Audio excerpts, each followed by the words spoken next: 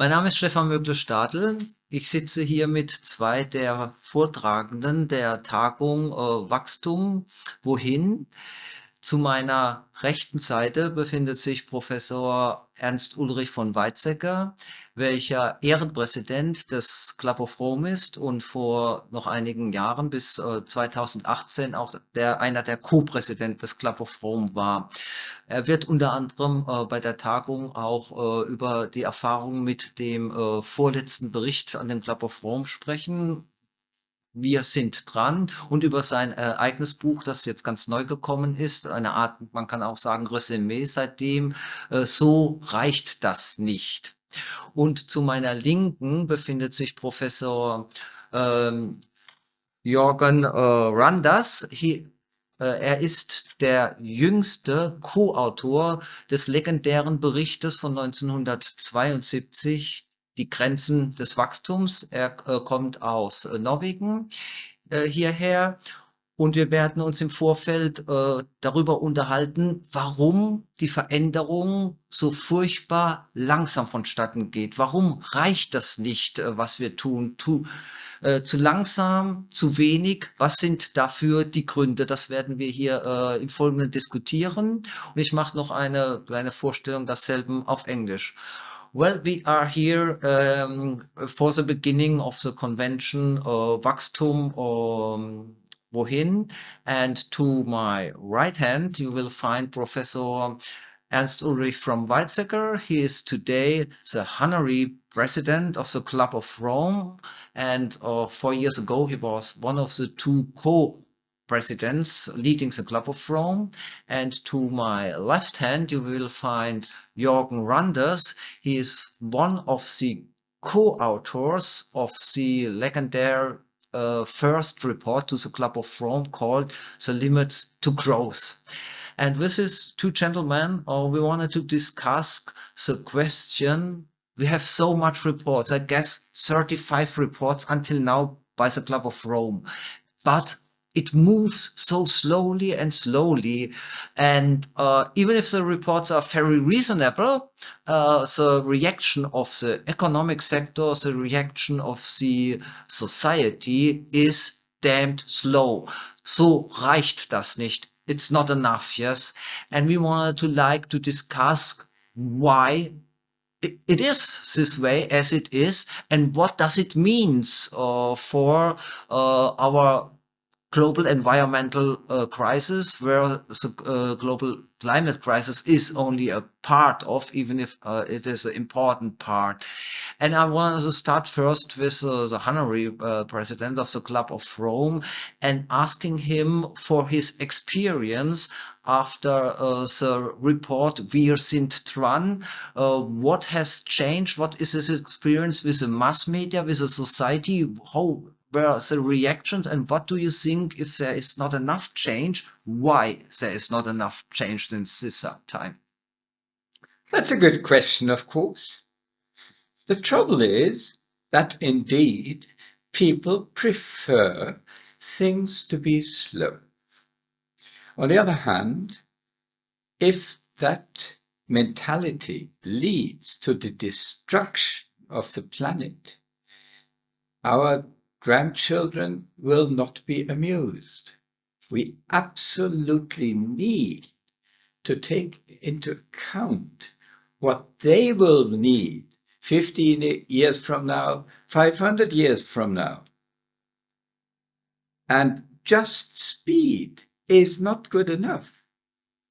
I mean, in sports competition, it's always the speediest is winning. But even if she or he is going in the wrong direction. So we also, in addition to be quicker in addressing today's and tomorrow's problems, we also have to develop a good understanding, including philosophic understanding of what is appropriate and what is rubbish. So I believe my experience with that book of 40 cooperating cooperating authors, including Jorgen Randers, was going so deep into our civilization that we even said we may need a new enlightenment. The old enlightenment of the 15th, 16th, 17th century, etc., were not good enough. They were essentially materialistic. That's not good enough. We now need something that is in good proportion with the limited planet that we have. It must be good in terms of justice, not that some are winning and all the others are losing. It has to be honest. We should not hide our weakness. It should be visible. And then we should come from a purely competition kind of progress to a cooperative kind of progress. And if we manage that, I believe we can speed up without too much harm. All right. Professor Randers, in your book 2052, you have written, and it's an extraordinary book because it's one of the books of the last, let's say, 15 years, which are so directly and honest and so undiplomatic. If you say you fear that our race, humanity, is not fit for survival in one way or other.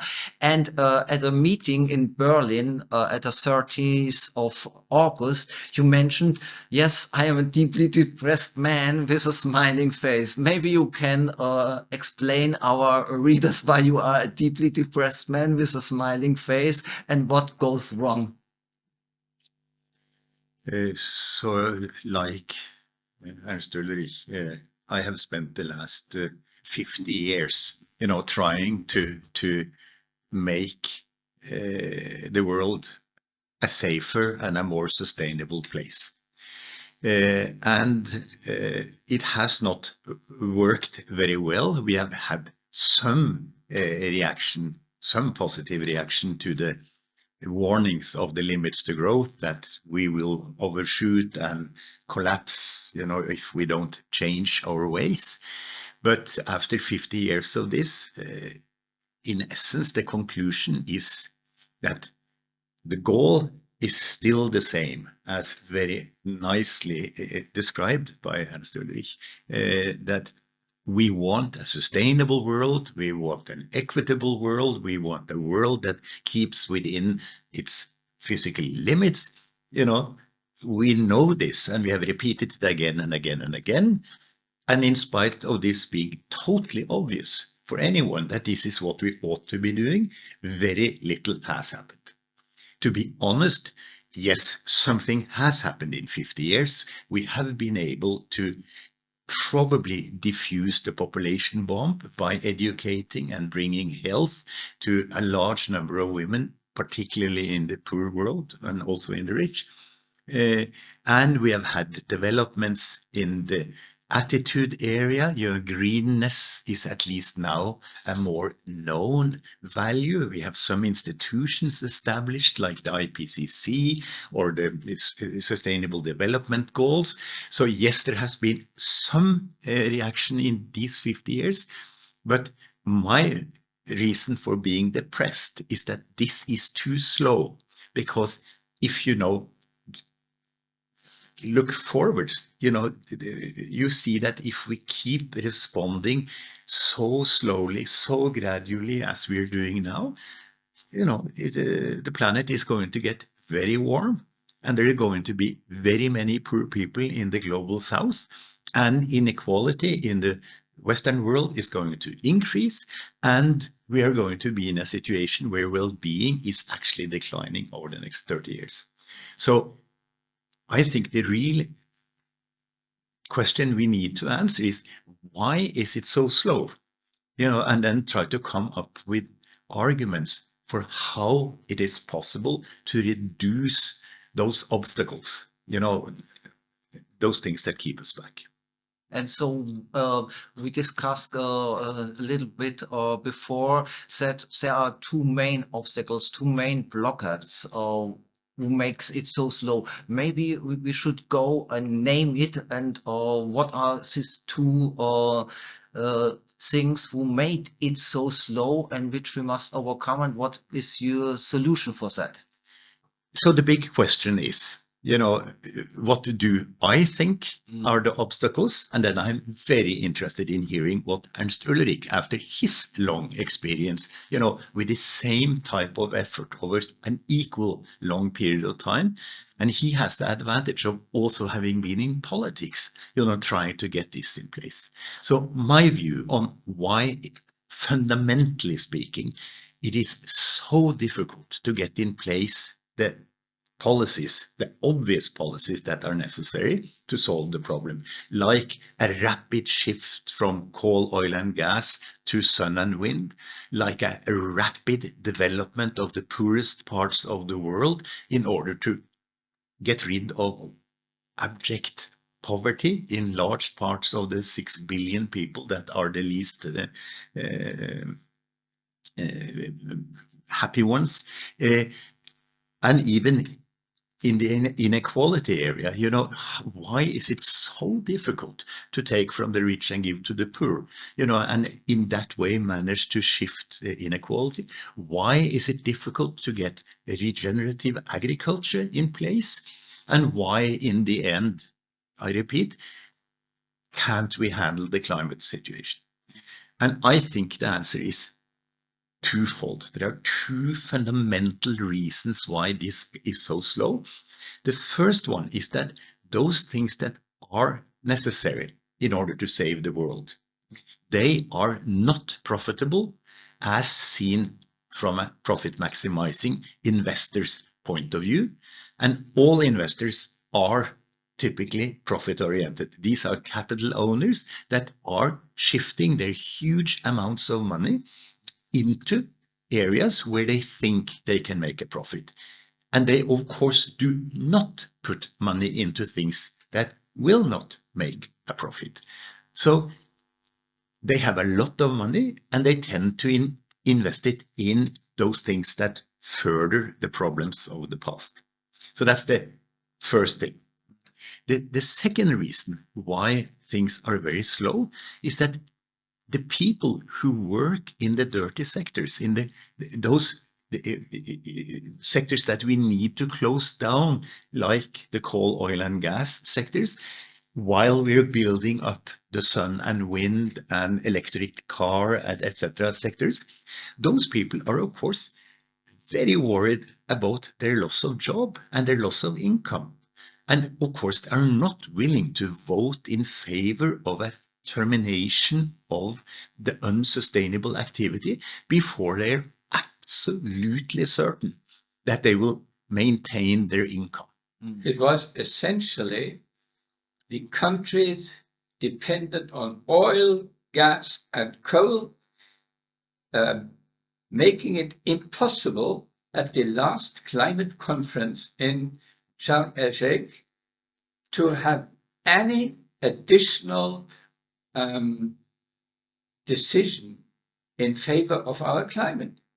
They wanted selling fossil. You are absolutely right. But then we have one wonderful example of the opposite. At the time when I was member of Germany's parliament, we decided on a renewable energies law. And everybody said, you are crazy, because a kilowatt hour photovoltaics costs $1, roughly. And a kilowatt hour of coal or nuclear costs maybe 5 or 10 euro cents or so. According to the economic philosophy, nobody would have touched renewables. But then came my friend Hermann Scheer, who said, well, wait a moment. We have the economies of scale. Once you make it profitable for ordinary people to increase renewable energies, they will get richer by making it cheaper. And indeed, in a matter of 20 years from 2000, the costs of a kilowatt-hour photovoltaics went down from $1 to $5 and in countries like Algeria to $1. So a factor of 100. Now, for North Africa and many other places in the world, it becomes more profitable to do the right thing and not the wrong. Which is the good news, but tends to obscure the underlying. You're right. And so let's take this in two steps, because it's very important to keep in mind what Ernst Ulrich was just saying, because this is what most people think will happen with all the problems that we're facing, namely that if you just rely on the market and technological development, then these things will become profitable so that the capitalists are going to send the money into those areas. In Ernst Ulrich's case, it is the one case where this is likely to happen. Yeah. It will not solve the poverty problem in the South. It will not solve inequality problem. It will not solve the expensive regenerative agriculture problem. It will not solve the resource constraints.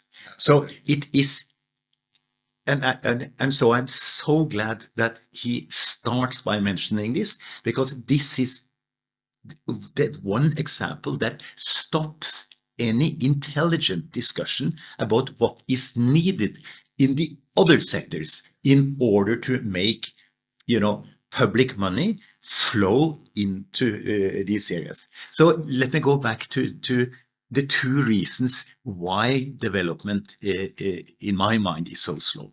So the first area is the one Ernst Ulrich did talk about. It is the things the world need, namely sun and wind, is not profitable from the investor point of view. So what needs to be done is, of course, that society subsidizes those things in such a way that they become profitable from the investor point of view. And then, like we're doing with electric cars in our country, like they're doing with electric cars in a number of other areas. The long-term reason for doing this is exactly what Ernst Ulrich said.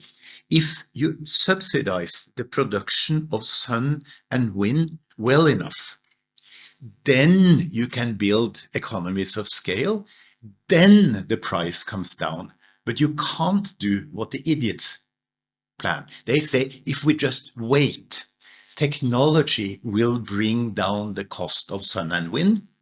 You have to learn in the period, you have to invest in this technology in order to get so the sequence here is incredibly important. You first need the decision by the state to make this investment interesting from the point of view. I'm extremely glad that you mentioned the state. Yeah. Many things can be done wonderfully by the market. Yeah. But if it is something more into the future, you need the long-term kind of thinking for which we have the state. That's true.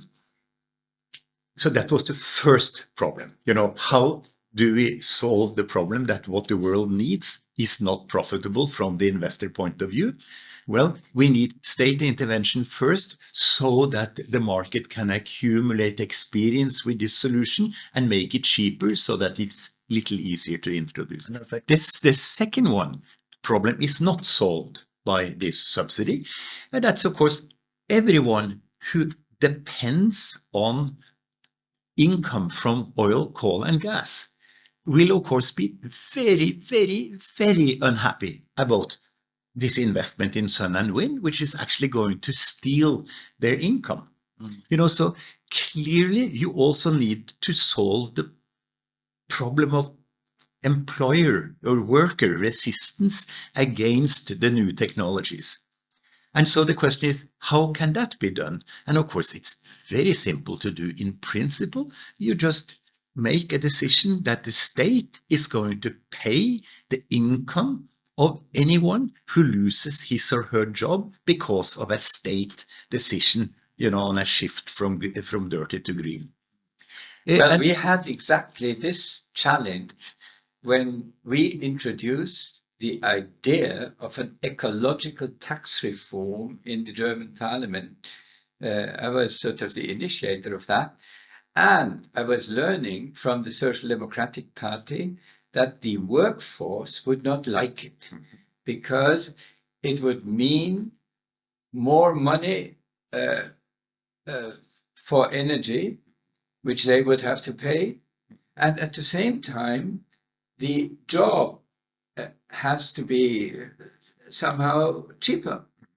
And then came up the idea of using the fiscal income from the ecological tax reform for reducing the indirect costs of human labor, so that for the employer, it would become more profitable making energy use less and work use more.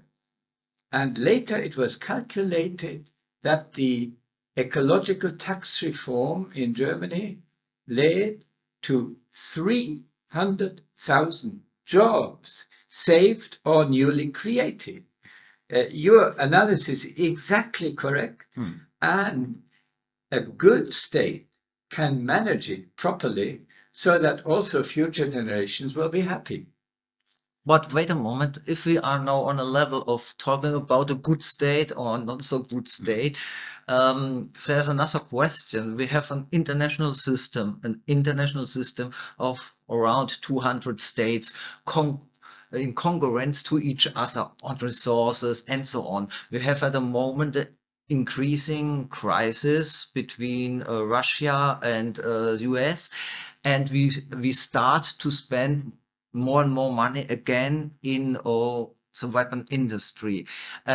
Is it rational to say in such a system, or were the states working so hard against each other, working so hard for the resources for their people, even to keep the people down with consumption? Yes, this is a price where governments give to people. We take care for your consumption, that you have your car, you have your thing, and you will vote again for us. So are we in the frame of such a system? Is it likely that such a system supports the changes who are needed? I thought I turned it on. Maybe Ernst Ulrich will give the first answer. No. This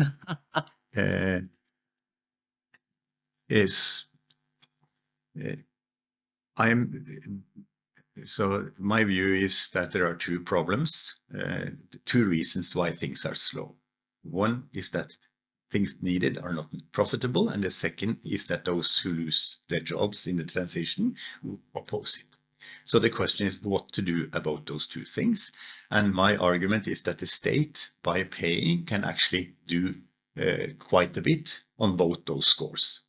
And Ernst Ulrich has shown how the green tax reform in Germany, 10, 20 years ago, actually was an example of this. I would like to add the modern example in Norway, where, of course, we currently have a huge fraction of the Norwegian employment in oil and gas exploration, building platforms, building pipelines, building the vessels, maintaining the whole thing.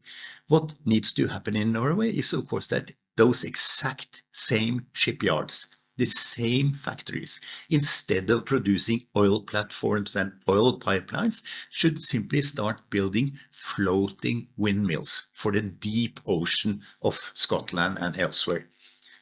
Which is exactly the same technology, exactly the same voters, and you should just shift them from doing one thing to the other.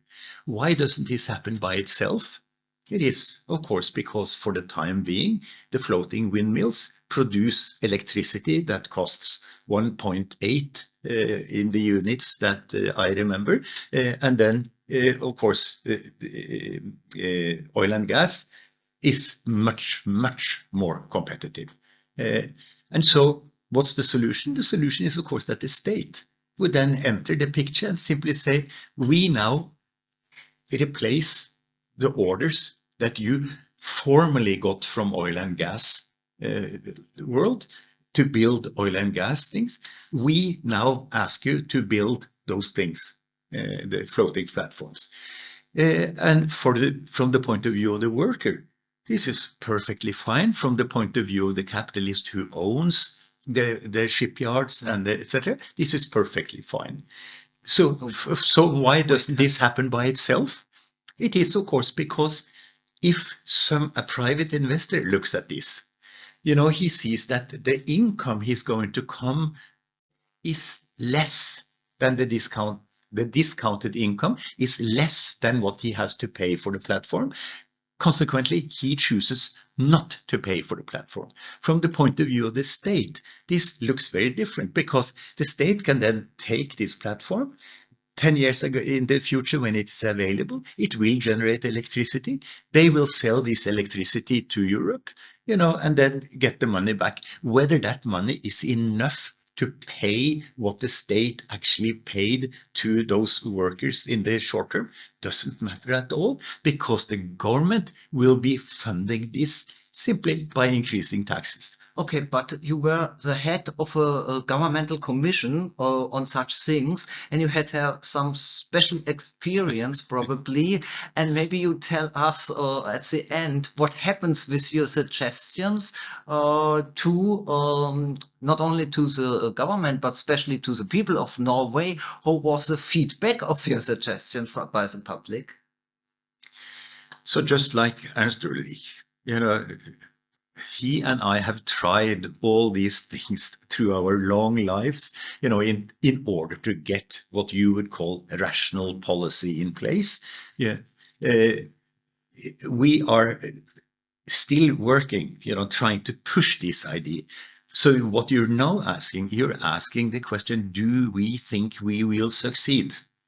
Or why not? Yeah, or why not? And so all I have to say is that I desperately hope that we are going to succeed, and I will keep working at it. But I must admit that it was a great setback when we presented to the Norwegian population 15 years ago a plan for how to reduce the greenhouse gas emissions from Norway by 60% by 2050. And the cost of that plan was roughly 200 euros per Norwegian per year. That was the tax increase that was necessary in order to implement that plan. That's the same as increasing the tax rate in Norway from 33% to 34% of income. That's the amount. I was very distressed by the fact that there was only 3% of the Norwegian population that was in favor of this solution. 97% said we would prefer to have those 200 euros ourselves, rather than paying them to the state in order for the state to put in place solutions. So I accept your point that the short-term nature of the human being, is really a problem here. So we need smart ways of introducing the taxes in a manner that gains democratic support. I am extremely happy listening to an experienced Norwegian about what went so well and what failed. Yeah. I know we had a similar situation in Germany, but let me switch topics a bit. So far, we have been essentially talking about energy, which is a very important part, no doubt. But in your initial remarks, you also said agriculture must be changed. Today, agriculture of the kind it is deployed now is bad for climate and horribly bad for biodiversity. Yes. Yes. The biological diversity, which is the wealth of our planet, will currently be killed by monocultures, destroying the Amazon forest and many, many other things, and also destroying much of the chemistry of the soil. And good, healthy soil is a big eater of carbon dioxide. It helps reduce global warming. So we need incentive structures making it good for farmers and for food buyers to do the right thing and not the wrong thing. This is equally important and equally difficult as the energy story. It is possible. We can do it. And I solidly agree. The fine nuance is that energy is roughly 60 to 70% of the climate problem, while agriculture is 15 to 20. Right. But unless we solve, but the biodiversity problem, it really is attacked by modern agriculture. And luckily, it is exactly an example of where what the world needs is slightly more expensive than the cheapest way of doing it. So when you want to shift from conventional modern industrial agriculture to regenerative or carbon binding agriculture, there is an investment period of the order of a decade where the cost of changing the agricultural practices is higher than zero. So that you do need, as Ernst said, you need a financial. Actually, it is a subsidy. People don't like the word subsidy, but it is. Someone has to pay the farmer his additional cost of the transition while the transition lasts. Then if we have a carbon dioxide tax, we can give the revenue to the farmer. This is true, but then we're back to the question that we have tried for 40 years to put in place a CO2 price. Right. That's not the way to do it. You need to go more directly at the problem, I think. The specialists in this Potsdam, we just had someone in Potsdam, Potsdam Institute, write a report to the 50-year anniversary book about this, calculating, how long time does it take and how big is the subsidy necessary. And it, after a 10-year period, you have very much gained the same productivity, the same land yield, tons of crop per hectare per year as you had before. But it is a 10-year period of a certain investment.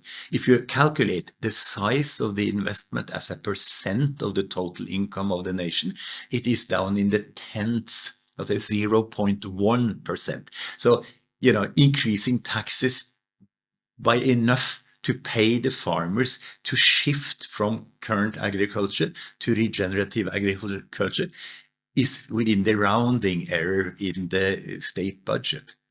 So I guess we agree that things happened, but they happened too slow and too little.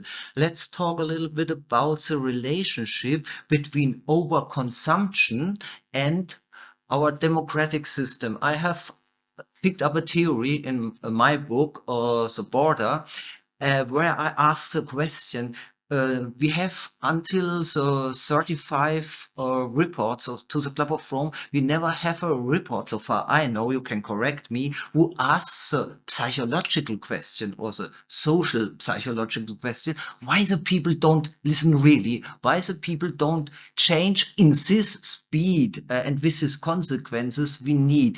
Could it not be that in Western systems we have established a system where overconsumption, it's buying votes for the government. So we guarantee you that you can have ever more and more, yes, ever higher and higher, and you keep calm, let us do the things. So have we not also a social psychological problem between overconsumption and our democratic system as it works today?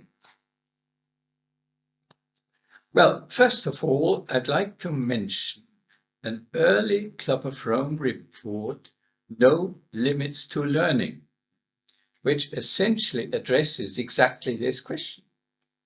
It showed that if you help education, help understanding, then it will be a lot easier doing the right thing instead of the wrong. Mm. Also, I myself have been writing a book, a report to the Club of Rome, Limits to Privatization. We say many public issues which the whole society and the whole population of on the earth need and want is currently, under the globalization pressures, destroyed, and everything is privatized. This was a wrong kind of political development worldwide. And then we said, look, private enterprise is a good thing, but the frame must be set by essentially the state or the states of the world, so that for small scale individual investments of the private sector can be helpful to what we want at the Club of Rome, while the kind of destructive investments like huge monocultures or huge energy production kind of thing, which can be destructive, is the negative. So limits to privatization is meant to make more active people happy and less billionaires happy. Okay. Do you respond? So the issue of consumption growth in many ways is the same as the issue of income growth. And although 50 years ago, I thought that when people get rich, they would not be interested in high income. I know that that's wrong.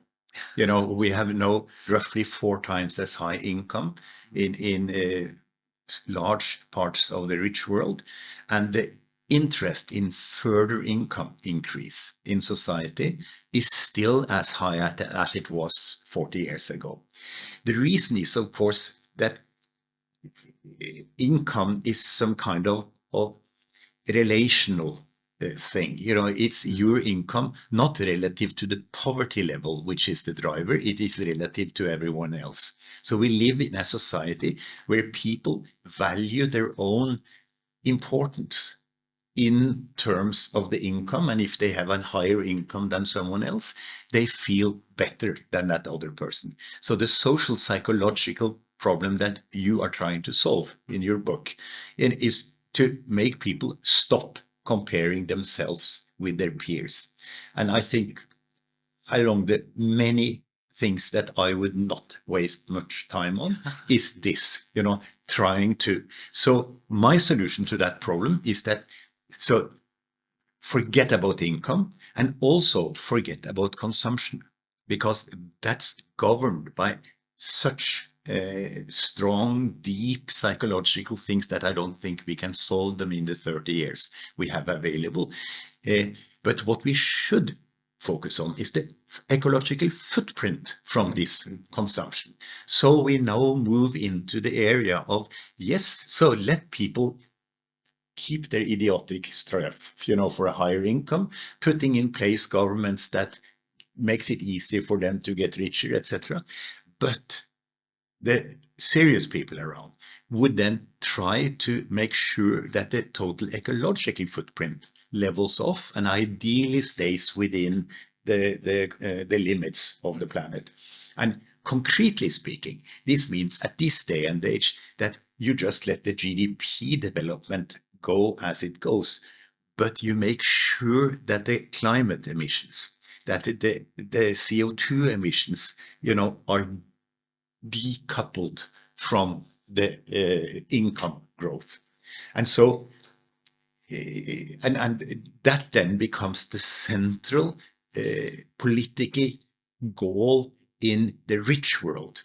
It is, to make sure that decoupling occurs to such an extent that the emissions from Western world actually peaks and goes down, like it does now, luckily, in the EU, while people get the income and consumption that they idiotically demand, but fully understandably demand.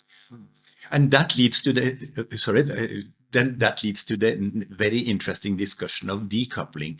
Is it possible, to let the income of people go up while the ecological footprint peaks and goes down? My answer is yes.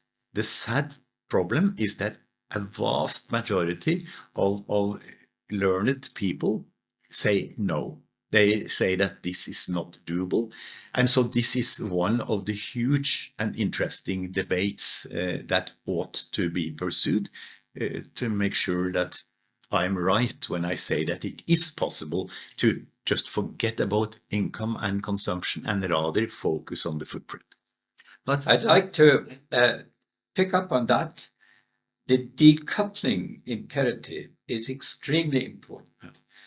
And a friend of mine from America, Amory Lovins, and I wrote a book 30 years ago nearly called Factor 4, Doubling Wealth, Halving Resource Use, meaning decoupling by a factor of 4. This is technically always possible. But then you discovered we have a rebound effect, so the people say, thank you very much. I come back to the rebound if you wish, but chiefly engineering and intelligence can help decoupling by really large amounts. But now we come to the rebound and to the inbuilt obsolescence philosophy that was sort of the dogma for money makers after roughly 1990. Meaning, after communism was gone, capitalism said the good thing has won and the bad thing is out. Now let's the markets do it everything. And for the pure market thinkers, the best thing was inbuilt obsolescence, meaning you produce a lot more and let it break down as soon as possible so that people have to buy it again and buy it again. And that makes you as a producer richer and make nature poorer.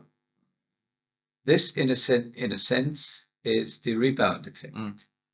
But if you make sure that business people make more money for long-term goods instead of short-term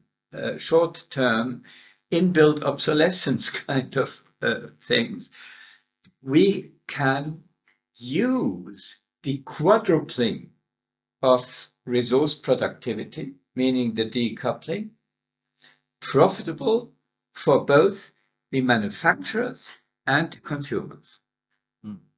Okay. The other aspect, which is important about the Factor 4 and Factor 10 books, is that the cost per resource unit is higher. So it is yet another example of those things that I always speak about, moves that will solve the problem, but the cost is slightly higher in the short term in order to get there. You know, so in order to, for instance, reduce the energy use in the homes in Germany, you have to insulate the walls. You know, so there is a short-term period where you both have to pay the old expensive heating, and you have to have labor and capital to build thicker walls. Once you're through with the investment period, yes, then the costs come down. The sad fact is that with most resource productivity things, that the investment period is longer than 3 years. And consequently, you know, people who are trying to minimize their current costs and maximize their current disposable income choose not to do those things.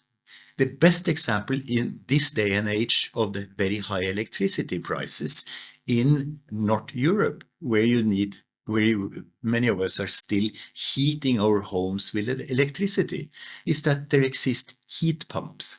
You know, so you put in, instead of putting in 1 kilowatt hour of electricity into your electric stove, where you get 1 kilowatt hour of heat out, you put into the machine that costs 2,000 euros. You put 1 kilowatt hour of electricity in, and you get 3 kilowatt hours of heat out.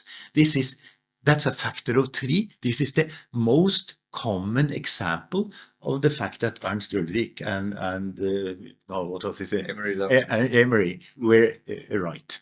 You know, and in Norway, you know, while the electricity prices were low until, you know, half a year ago, you know, people didn't buy these things.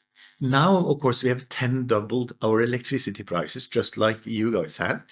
And of course, now those companies that are producing the heat pumps cannot do it fast enough. And so, again, back to what I said before, luckily, technical solutions exist to absolutely all the problems we're faced with. The only reason why they're not implemented very quickly is that they are more expensive in the short term than doing nothing, and consequently people tend to wait. Let me give you one example, one striking example of what Jorgen was saying. It is the LED light bulb instead of the old incandescent light bulb. It is 10 times more elegant. Efficient. Yeah. It uses 10 times less electricity. What happened? Would there be any reduction of power due to the LED? No! We will have a 10-fold increase of light.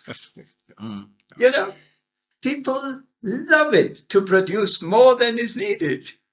But this is what, wait a moment, gentlemen, this is what Gandhi said so many years ago. There is enough there for everybody's need, but there will never be enough for everybody's greed. So we are by this psychological question. I know you don't love it because you say, well, don't open this box of Pandora. You never will change people psychologically. But we have 3 researchers in the last 2 years who institutes ask here in Germany people, well, are you really concerned that environment protection is necessary? They said 90% yes.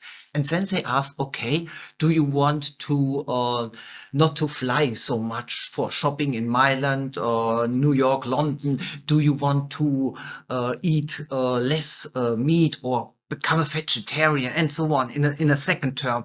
And most of the people say, and this was the same people before who say, yes, we are so concerned. No, I want to like to get a vegetarian. No, I want to like to not to do twice a year holiday on a beach in Turkey and so on. So we have a gap between what we say, yes, and we have a gap between how we behave really. And you're absolutely right. And here, since I am a natural scientist like Ernst Ulrich from training, I say we must rely not on dreams and ideology, we must rely on observation. And so what you are observing is exactly what I observed as the head of the Royal Norwegian Commission that made the plan for how Norway can cut its greenhouse gas emission. People say that they are concerned. They are not concerned in reality. And the reason why they're not concerned is, number one, that what needs to be done is less profitable, is not profitable from the investor point of view. And the second thing is that if they followed their advice, their job might be threatened.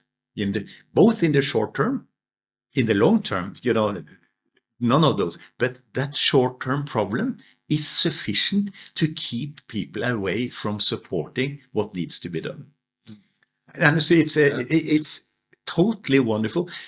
Let me take your light example. And so what's the hope at the end of the tunnel? With the rebound effect and it is, of course, the interesting observation that when we introduced the LED, yes, so it was 1/10 of the electricity use, and people doubled the lumen in the rooms, but they did not 10 double. So because, and why is this? This is because as people get richer, they use more and more and more of their income on the softer and softer parts. What's that called?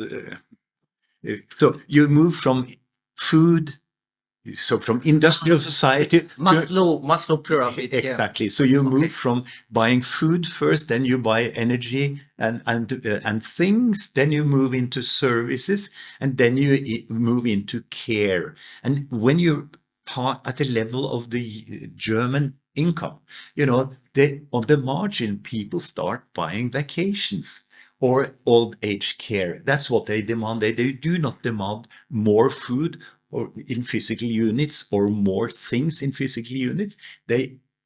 And luckily, if we could get all the population up at those types of income levels, we would see that the ecological footprint would level off, although the income continues up. And then you could use technological advance, Ernst Ulrich's idea of decoupling, to lower the ecological footprint while the income is going up. And this will happen by itself. Luckily, this is one of the few that will happen, because we know by observing people that when they get twice as rich, they do not buy twice as much food and twice as many cars. They buy 1.1 times as much food, and then they buy 1.1 as much cars. The rest of the money they use for going to Turkey or paying for home care. Or buying jewelry or paintings or whatever, This is true. And so the important thing is, what is the ecological footprint per dollar at the margin? And luckily, the way we have organized society currently, it lowers it in most cases, except in one case. And that's when people use what they save on reducing their energy bill for going on vacation by airplane to the Canary Islands. Then the dollar they save in home leads to 10 times as big emissions on that trip. So the one and only thing that we should have banned, in my mind, it's air travel for vacation purposes. But then trying to do this and get a political majority behind you, I don't think is possible. And so here, democracy, it puts an end to something that, and here my solution is that you should rather than develop airplanes with synthetic fuel, so you don't emit CO2 from the airplane. So they can continue to vacation, but they do it on a lower level of footprint. So they... I'd like at this stage advertise another very important voice from Scandinavia by Greta Thunberg. She has written a new book big thing with some 30 scientific supporters. It's called Climate, the Climate Book. Mm. It was translated into many languages, including German. It's now on the bestseller list in Germany. And I bought it immediately and found it absolutely excellent. Mhm. Greta has produced 1 or 2 pages each, and then 5 pages or so by a very good scientific expert. And I believe 30 times. And that helps understanding the kind of questions we have been discussing this moment. And in addition, also having this charming and clever kind of language by a 19-year-old girl, if you wish, making us thinking twice about our own follies and thinking twice for the kind of solution Jorgen has been advertising.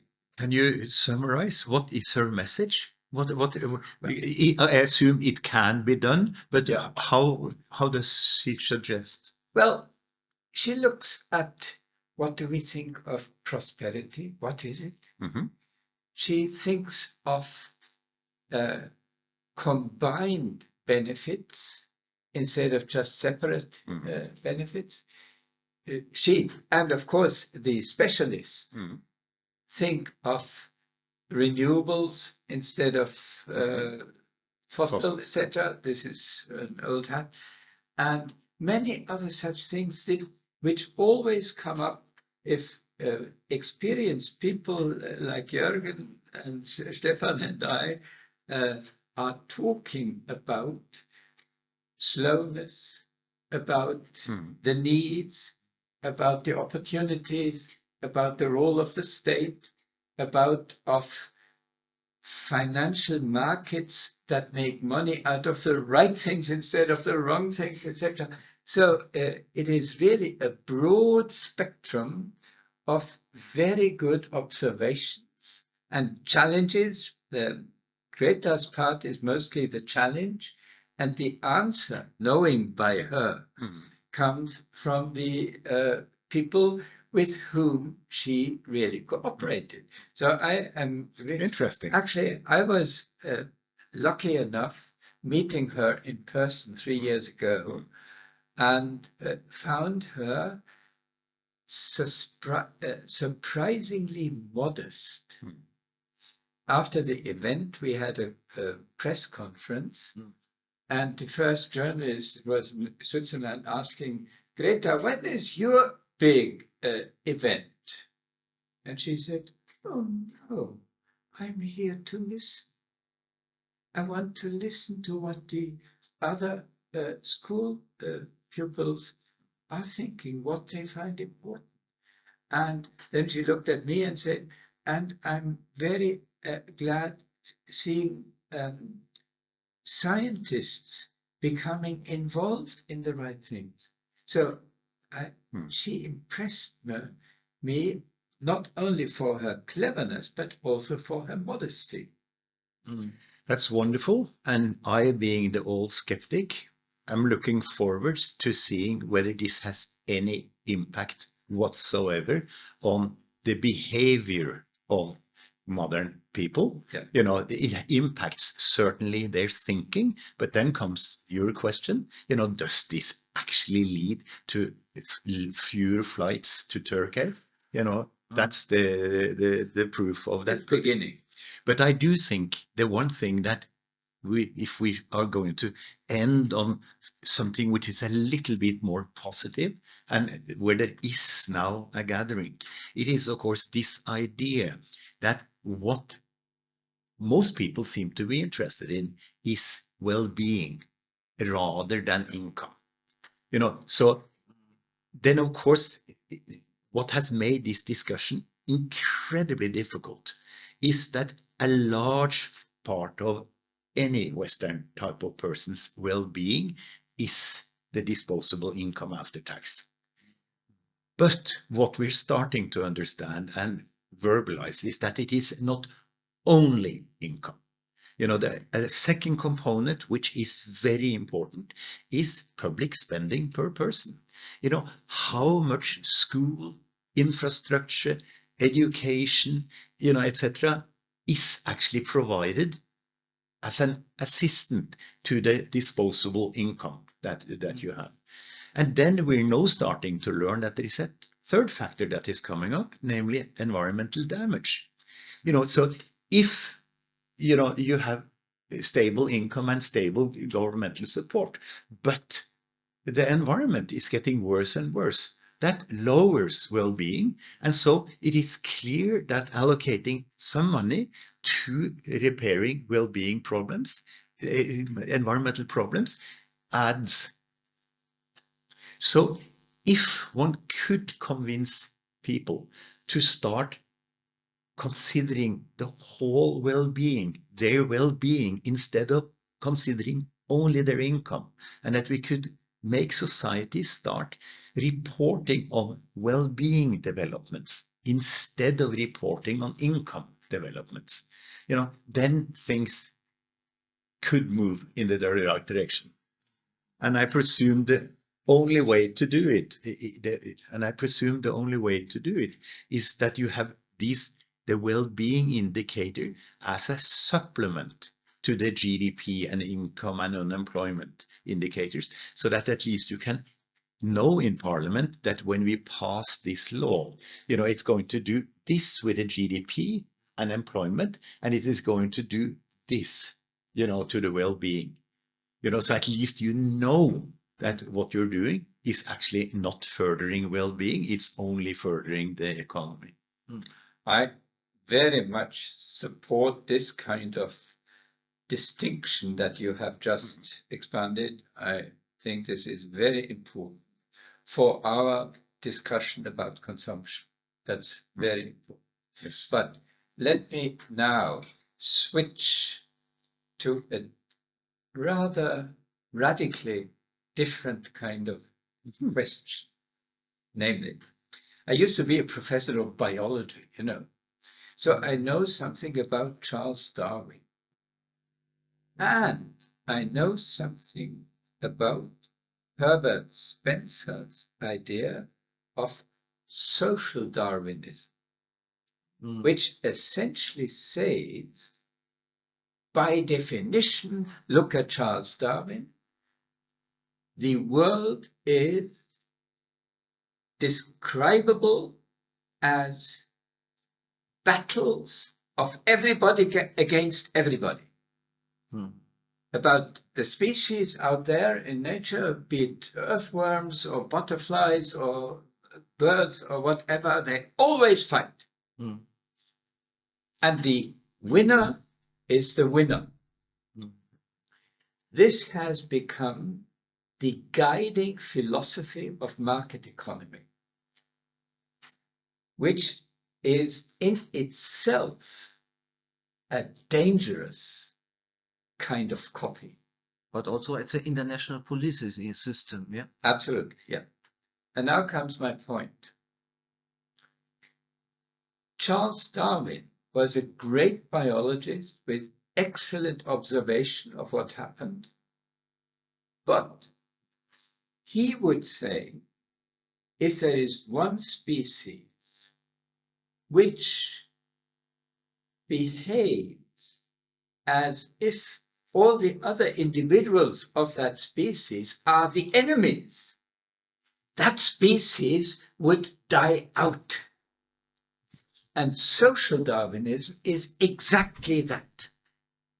So we have to distinguish the biological correctness of Charles Darwin and the biological incorrectness of Herbert Spencer. But even if some of our politicians at the top behave like Spencer would be right. Exactly. Yeah. And this is part of my insistence, together with Anders Wickman, in our book, Come On, Wir sind dran, to say we need a new enlightenment. An enlightenment including of the massive distinction between biological competition and intra-humanity competition.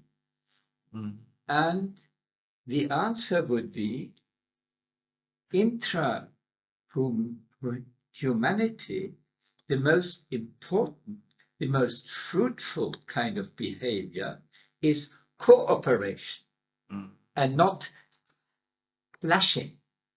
No clash of civilizations. Yeah, exactly. Yeah. So, and this is part of the difference between private benefits and public benefits. We need to assure that the state and the supporters of the state, meaning the electorate, helping cooperation instead of elbow fighting. Okay. So my question, can we finance a new weapon industry run at the same time in saving our environmentally, our planet? Or is this something who goes against each other? So that we must really decide to continue this new run, yeah, or to find a way to stop it because there's no money left for the environmental things, because Jorgen says the state is in charge of spending money in As long as there are aggressors, you need defense. There's no question. On the other hand, we also need to overcome the existence of aggressors. This is a wonderful topic, the evolutionary aspect. And here in some ways, humanity has made progress during the last 200-300 years. And the EU is, of course, the pinnacle of that evolution, namely that the formerly intensely warring nations of the clans of the various population groups in Europe finally has managed, to form a unit which is slightly higher, must be a very rare example and a very successful and very positive one. Then the federalists of the world, of course, believe that a useful way ahead is to expand the EU, or expand that idea of commonality. And this is, of course, what we're trying to do through the Climate Convention and the Biodiversity Convention and the the oceans, etc., etc. And I think this is work that should be pursued. We have learned from the formation of EU and now the starting disintegration of the EU how difficult this is, and we have learned a lot of what is possible within democratic constraints and what is not possible.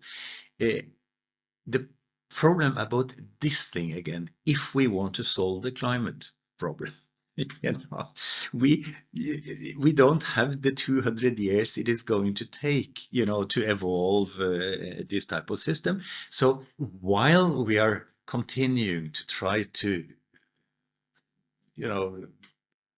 coming on a humanity level by organization, exactly, then we must take the most urgent problems and solve them as we go along.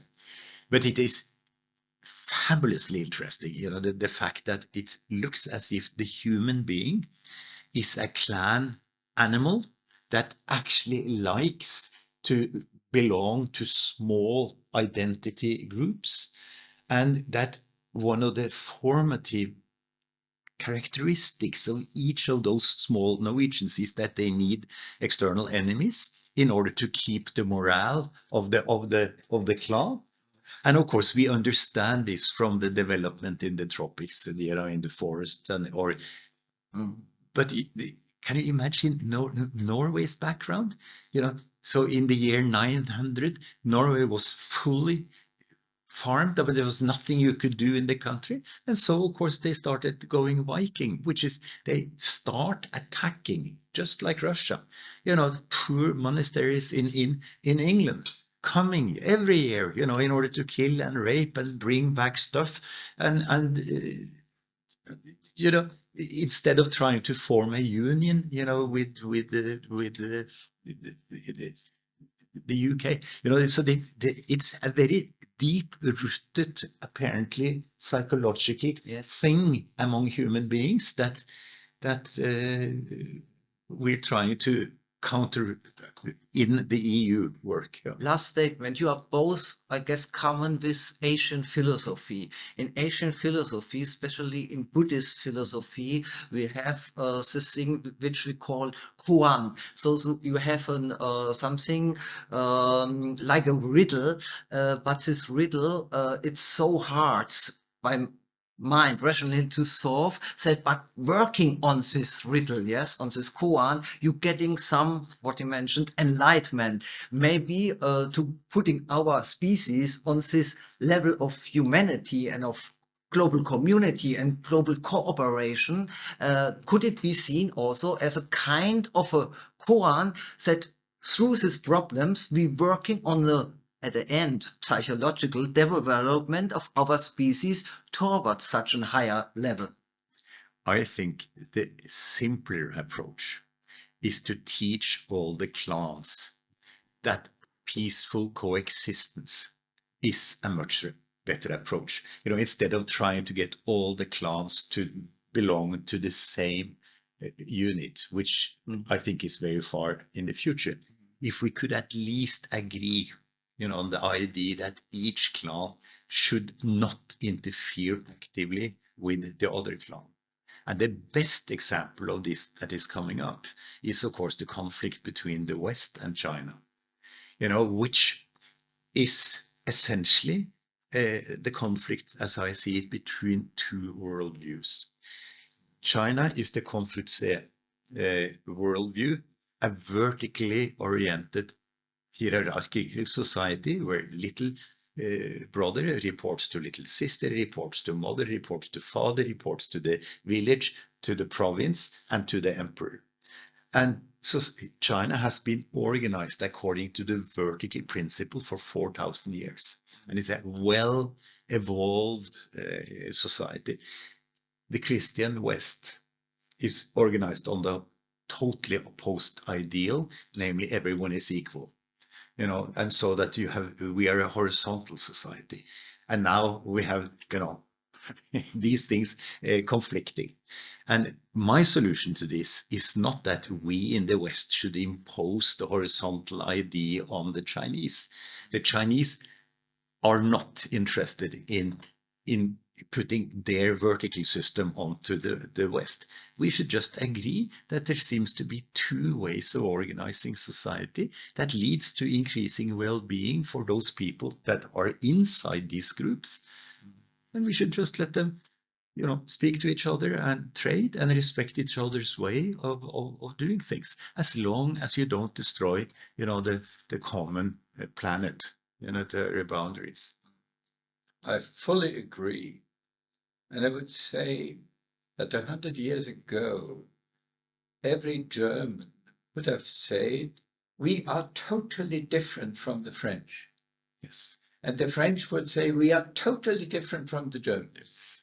And then there is no wonder that we keep fighting wars against each other. And the worst case of a war was the Second World War, initiated by Germany. The most criminal act of modern history. And after Germany was defeated, the Europeans said this was altogether a wrong kind of philosophy. We need to find ways of French and Germans becoming friends, even if they have different upbringings and different philosophies and different joys, etc. Why not? So what you say about the vertical axis in China, which is very meritful, and the equality and horizontal kind of acceptance is also great. So why not Exactly. find some kind of a world arrangement of the kind that was established in law by the United Nations in 1948 or whenever, and which later was done by the European Union. And so, again, for all three of us, it's fairly obvious what ought to be done. You know, first of all, people should leave each other in peace and quiet and not destroy each other's well-being. And then secondly, we should try not to destroy nature, so that we should do this on a finite planet, and we should do this in a voluntary manner where people actually support the move. This is, of course, so that's easy enough. And of course, then comes all the problems. Is this doable? Can you do it in a couple of 100 years or in 20 years? And when you then look at the United States, which were then forcefully, put into one federation 150 years ago, they finally fought the war and created the thing.